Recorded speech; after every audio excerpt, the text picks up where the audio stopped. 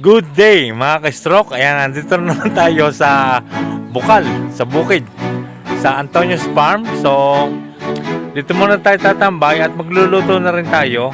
At dito na rin tayo maghapunan. Ayan. So, yun po ating gagawin. Nakaka-relax kasi dito sa Bukid. At saka talaga nakakabilis din ng recovery. Kaya dito ko lagi nakatambay. So, kung bago pa lang po sa aking channel, please like, subscribe, at yun yung i-hit ang notification bell.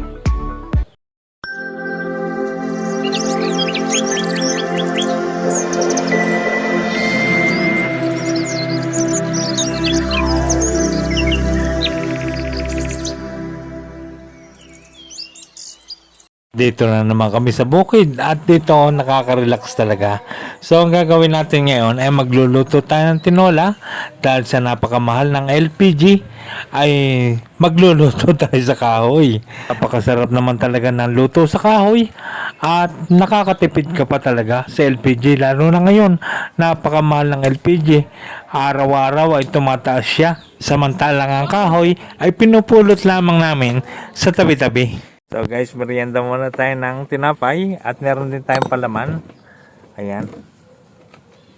Peanut butter at saka ang strawberry. Ayan.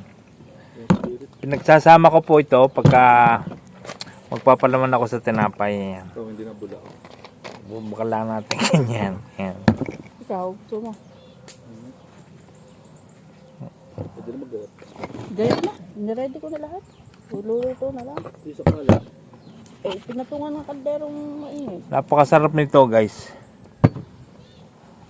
Skippy na peanut butter. Tapos marami siyang mani. Ayan.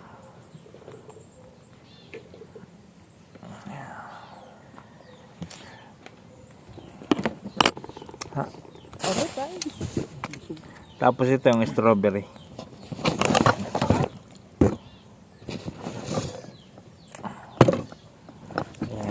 Sarap kasing pagsamahin yan eh. Ayan.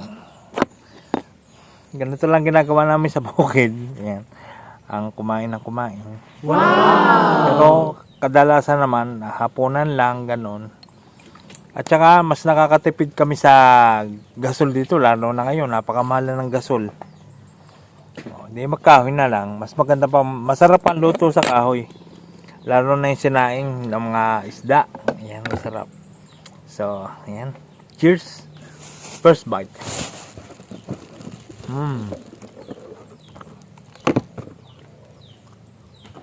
Hop. Tapos mayroon kang Coke Zero.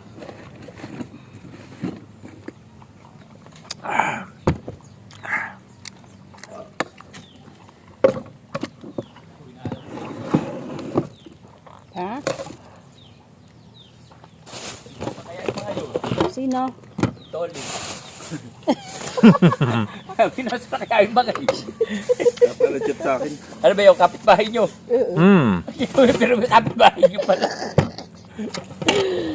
Gagi. Kaya nga. Ba't may ganito? Umpisa na natin ang pagluluto ng tinola. At ito'y sa palyok natin gagawin.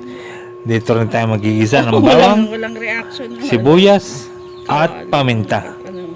Gagi ito? Hindi pa mainit.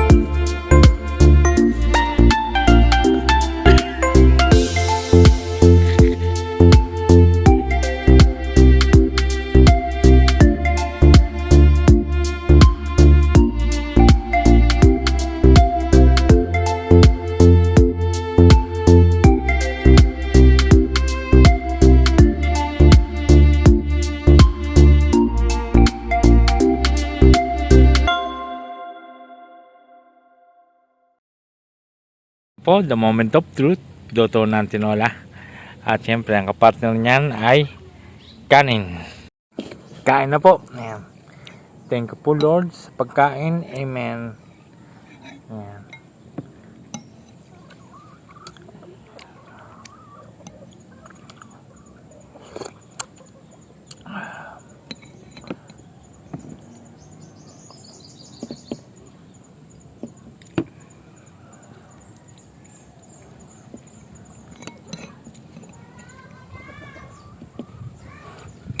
Kinuha na pala ni ate ang ano.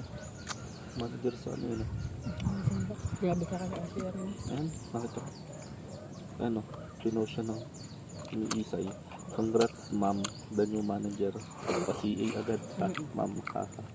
Manager na Cash siya. advance daw. Alam mo kung sabi ng ate. Ay, may ate ka na yun.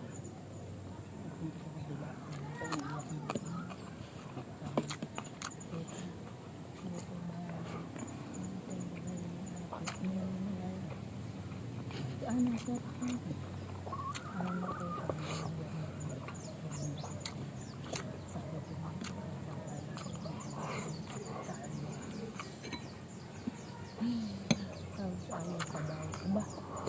Ano rin yun, experience din yun, matinding experience yun. Tsaka, Pag nag ano hindi nung, tsaka ano, bago siya pupuntang manager.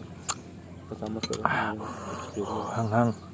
oo, Alam, pag, di ba, pag siya nag ano doon sa ibang trabaho, automatic sa kapagating ang experience ng manager. Ang matindi, nakita ko, nagulat ko. Wala. tinanggap na niya. Ayun nga, nakita ko. Huwag ka na Jacob, dito Jacob, come here, come here. Jacob, come here, dito, huwag ka din dito, tataas ka pa Ito.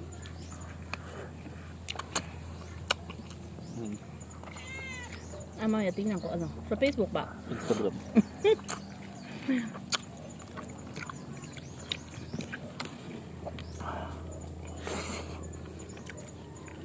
In-advance na agad ang graduate eh. Kinuha agad ano, baka makuha pa ng iba.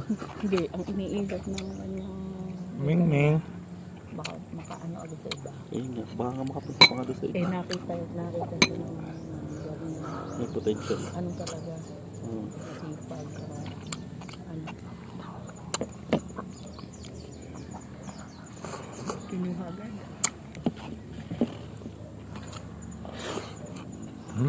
Rap.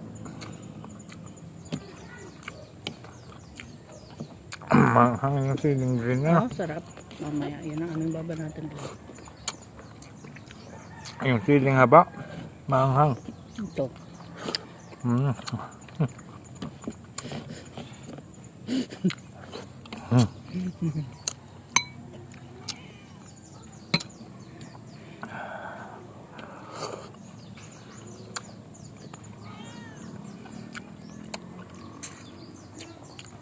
Wait lang na.